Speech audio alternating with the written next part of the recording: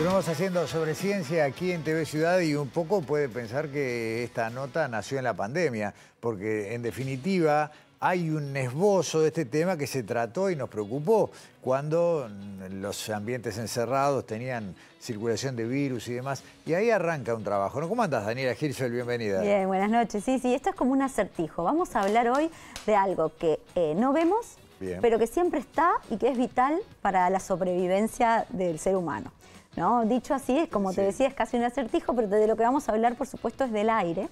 Y vamos a hablar en particular del aire interior, del aire que está en los ambientes cerrados, que es donde pasamos 90% de nuestro día. O sea, no se habla mucho del aire que respiramos en los lugares donde trabajamos, donde estudiamos, pero en realidad es donde pasamos más tiempo, ¿no? El famoso hay que ventilar, que en invierno no ejercemos porque hace frío. Exactamente, uno piensa en la contaminación en las calles y ese tipo de cosas, pero quizás dentro de los espacios cerrados no es tan habitual en pensar si nos estamos contaminando o no.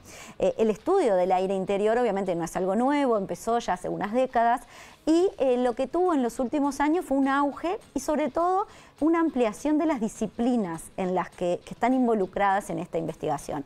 Ya es no solamente los microbiólogos, ¿no? Los químicos, sino también los arquitectos, el diseño, la ingeniería ambiental. Hay un montón de disciplinas ahora que, bueno, están estudiando este elemento que es el aire interior. Sí, de hecho hasta se popularizaron dispositivos. ¿Te acuerdas que en las salas de reuniones y demás tenían, bueno, determinada concentración de dióxido de carbono? Ya vi que abrir la ventana. Exactamente, exactamente. Hay un montón de parámetros que justamente forman parte de este estudio que por primera vez, si bien se han hecho estudios en Uruguay sobre determinados tipos de contaminaciones interiores, este es el primer estudio de algún modo sistemático y multidisciplinario que está investigando o que está queriendo conocer las cualidades del aire interior, ¿no? Es un estudio que ya empezó hace unos años y que empezó por las escuelas, ¿no? Por el aire que está en los salones de clase, justamente porque allí hay una población vulnerable, que son los niños, que son más propensos, por ejemplo, a las enfermedades respiratorias. Sí, una gran densidad de personas por metro cuadrado. Totalmente, totalmente. Este es un estudio, como te decía, que es el primero sistemático y que, bueno, por supuesto fuimos a hablar con algunas de las personas que forman parte de esta investigación y en esta primera parte del informe vamos a hablar con Mariana Mendina, investigadora, por ejemplo, de la Facultad de Ingeniería, ¿no? Vamos a ir viendo diferentes instituciones que nos cuenta cómo surgió y en qué consiste este estudio.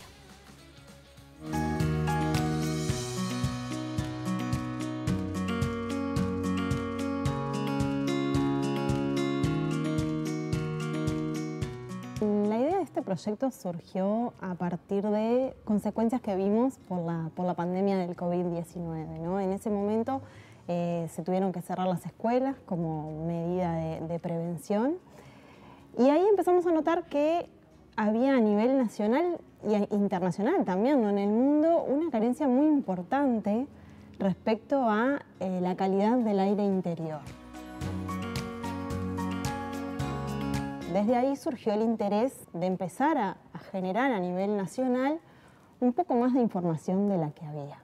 Bueno, en el proyecto decidimos trabajar con dos edificios escolares que trabajan en 2 turnos, o sea que son 4 escuelas diferentes. Y en estas 4 escuelas lo que hicimos fue colocar en todos los salones unos sensores que nos permiten medir en forma continua la temperatura y la humedad y el dióxido de carbono. Por otro lado, hicimos algunas intervenciones puntuales, elegimos algunos salones, de 5 salones de cada edificio, donde se hicieron unas campañas de muestreo microbiológico y a su vez se hacían encuestas de confort que tenía que ver con la percepción del confort que sentían los niños respecto a las temperaturas que sentían dentro del salón y también algunas medidas de calidad de aire interior y exterior. También se hicieron encuestas a las familias. Gracias a este proyecto se conformó un grupo multidisciplinario. Esto es algo muy novedoso, no solo a nivel país, sino también a nivel mundial. Hay pocos estudios que logran unir todas estas disciplinas. En este proyecto trabajamos ingenieros que tenemos que ver con la parte de mecánica de los fluidos computacional, hay ingenieros eléctricos, y la parte de ingeniería ambiental también está presente. Y por otro lado intervienen también microbiólogos, doctores, hay pediatras, arquitectas que están vinculadas a la parte del confort térmico del proyecto.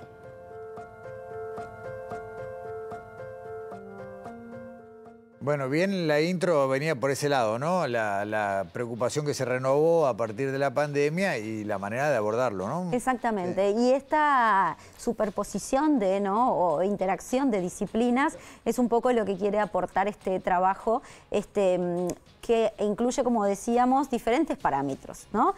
Tú hablabas del dióxido de carbono, pero también, por ejemplo, de los microorganismos presentes en el aire, bacterias, virus, que son los que, que pueden tener un impacto en la salud quizás más directo. Ese es uno de los parámetros y es el que nos va a contar un poquito más Daniela Arredondo. Ella es microbióloga del Instituto Clemente Estable, y Lorena Pardo, que es médica del Instituto de Higiene, que nos cuentan más justamente sobre estos trabajos en microorganismos y el impacto en la salud.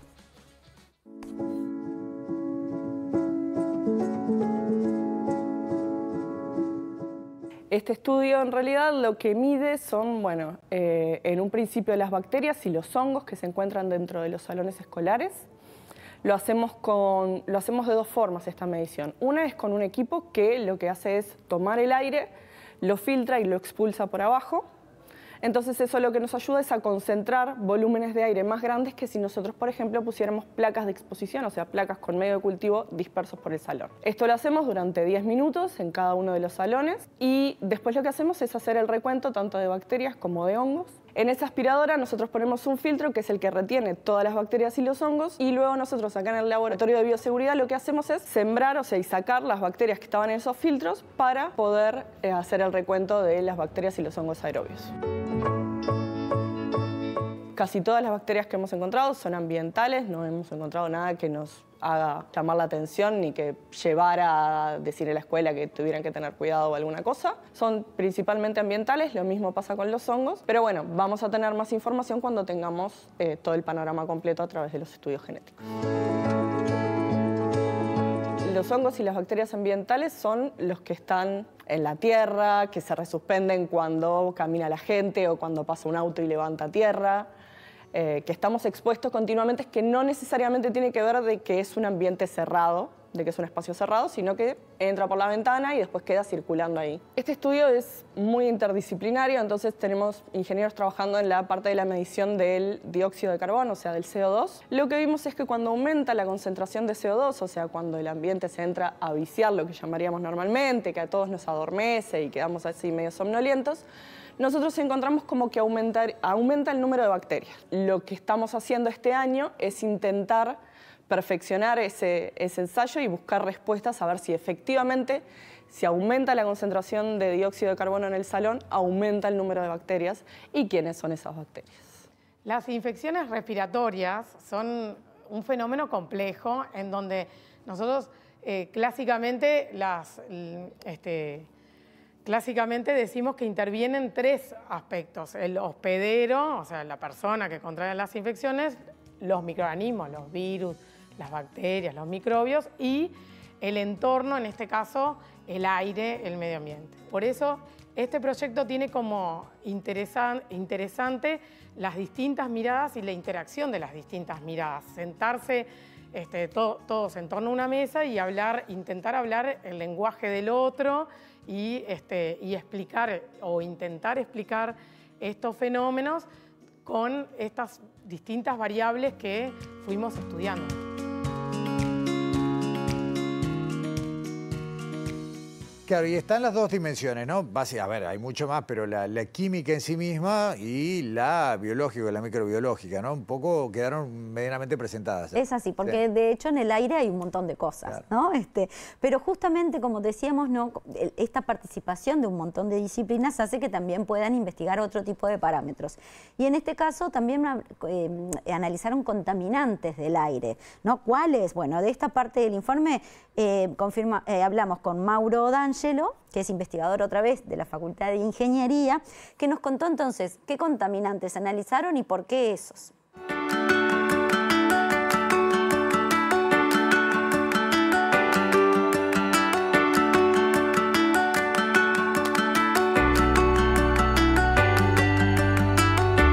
Según datos de la Organización Mundial de la Salud, la contaminación atmosférica tanto en ambientes exteriores como interiores genera unas 7 millones de muertes prematuras al año. Eso muestra la importancia del problema. Y bueno, las sustancias que son responsables, digamos, de esta problemática se denominan contaminantes criterio. Básicamente tienen 3 características. La primera es que nos pueden afectar la salud directamente solamente por el hecho de que nosotros estamos respirando aire en donde están esas sustancias. La segunda es que son muy abundantes, sobre todo en zonas urbanas.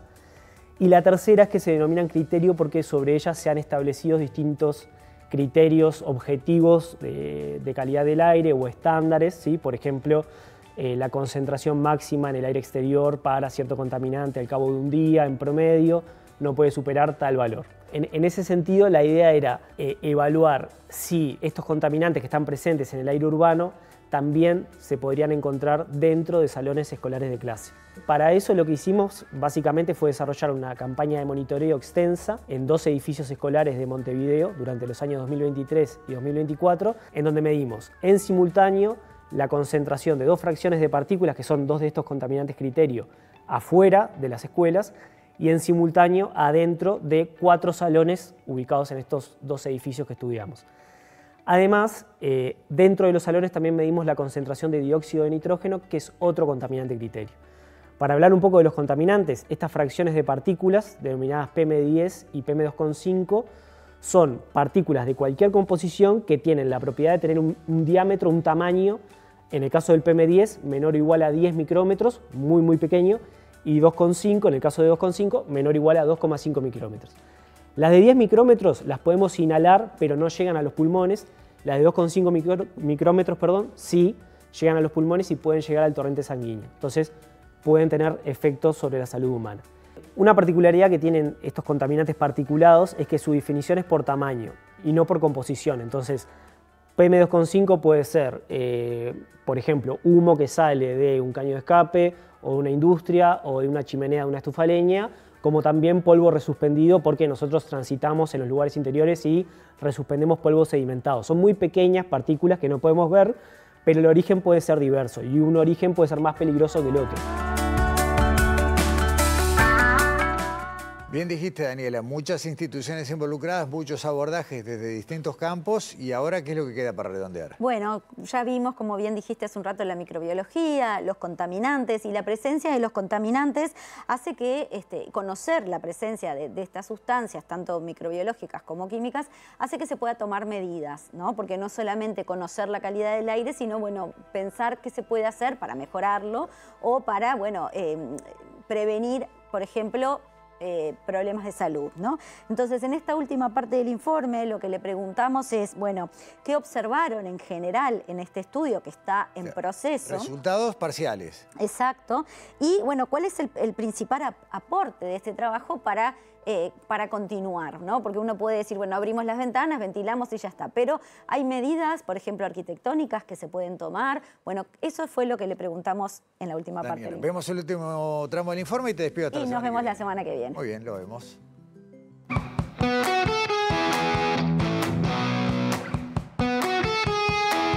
Al cabo de este estudio, que es un primer estudio preliminar, obviamente hay que seguir investigando, encontramos con que en uno de los edificios más ubicados cerca del centro de la ciudad sí medimos la presencia adentro del salón del dióxido de nitrógeno, o sea que podemos afirmar que hay aire que está ingresando de fuera hacia adentro.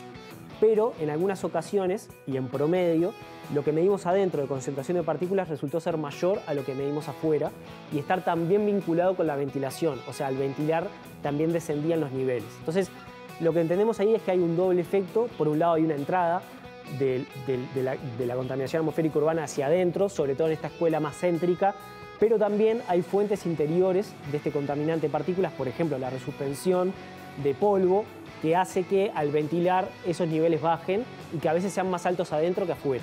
Entonces, entiendo que una de las cosas que se puede hacer a futuro, además de medir más para poder afirmar mejor esto, es estudiar la composición de las partículas, porque ahí podemos ver realmente de qué están formadas las partículas que están adentro. También lo que hicimos fueron simulaciones numéricas donde intentamos simular cómo es el movimiento del aire adentro de los salones y cómo podemos hacer una estimación del riesgo de contagio de si hubiera, por ejemplo, una persona infectada, ¿no?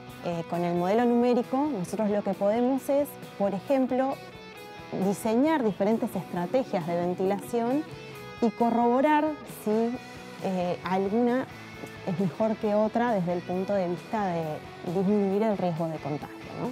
Bueno, por ejemplo, con estos modelos nosotros pudimos ver que no es necesario tener abiertas las ventanas todo el tiempo, que una estrategia que ventila por periodos pequeños, con una abertura relativamente pequeña, pero habiendo ventilación cruzada, es decir, ventanas de un lado y de las ventanas en una pared opuesta, vinculadas al exterior, eso puede ser tan eficiente como tener la ventana abierta todo el tiempo, ¿no? Todo este proyecto puede llegar a servir para facilitar a los arquitectos el diseño de las escuelas, porque ya vimos que necesitamos tener ventilación cruzada, que se airee el salón, quizás las ventanas que se abren así no son las más cómodas y se puede implementar alguna ventana que sea más tipo banderola también desde afuera para que entre aire y circule. La parte de los microorganismos dentro del salón de clase, bueno, si nosotros vemos que ventilando podemos disminuir o podemos bajar la cantidad de niños que se enferman, o sea, porque lo que enferma no es el aire,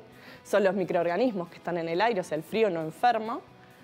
Entonces, si nosotros podemos ayudar a generar políticas que ayuden a las escuelas, me parece que ya es un aporte gigante.